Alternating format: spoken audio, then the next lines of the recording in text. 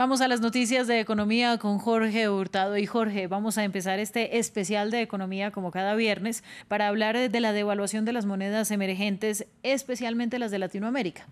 Así es. Bueno, frente a estas, el dólar está recibiendo un fuerte impulso por la incertidumbre que genera en los mercados la nueva variante Omicron.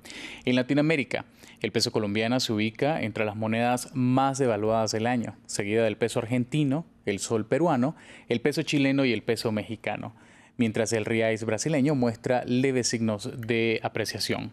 Solo el peso colombiano cayó en octubre pasado casi 6% y llegó esta semana a superar la barrera de los 4.000 por cada dólar, mientras que el mexicano perdió casi 5% y el chileno un 2% de su valor frente al dólar. Conversamos con Jorge García Castro, el experto en mercados financieros, y le consultamos cuáles son las principales causas que están llevando a la devaluación de las monedas latinoamericanas, y esto nos contó.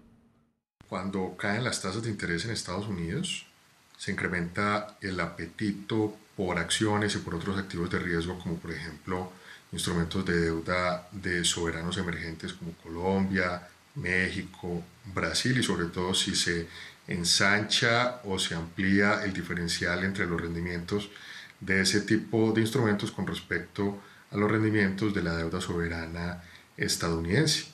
Una vez comienzan a corregir al alza las tasas de interés en Estados Unidos y comienza a cerrarse ese diferencial entre rendimientos de deuda soberana de, por ejemplo, emergentes con respecto a la deuda soberana estadounidense, pues los diferentes agentes del mercado comienzan a liquidar o cerrar posiciones en ese tipo de activos de riesgo, lo que genera una fuga de capitales de estas economías emergentes y genera a su vez fuertes devaluaciones en el corto plazo de esas divisas con respecto al dólar estadounidense.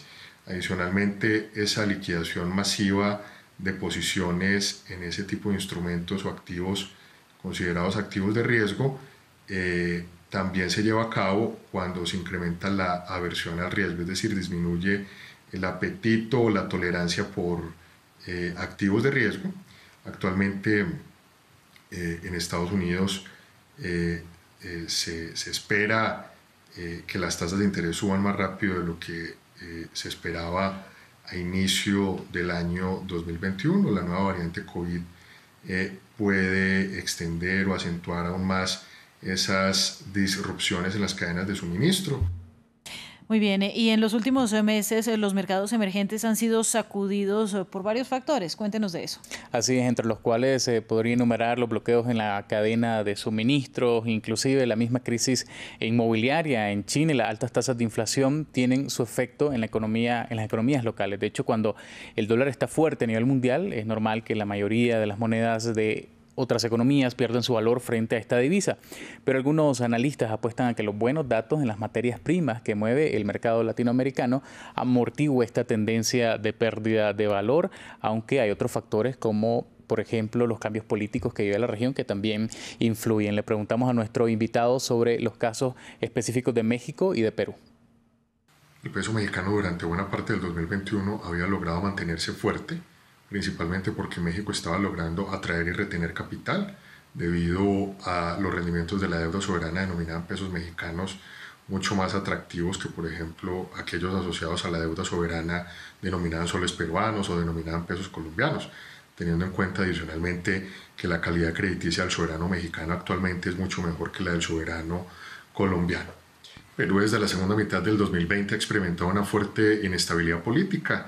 Este año se posesionó como presidente el otrora candidato de izquierda Castillo, con unas promesas de campaña que ponen bastante nerviosos a los mercados. Entre ellas, por ejemplo, convocar una asamblea constituyente, que Perú retome el control de sus recursos naturales, incrementar significativamente el gasto del Estado, renegociar los tratados comerciales, cambiar las condiciones respecto a las relaciones que hay con las transnacionales que tienen presencia en el país.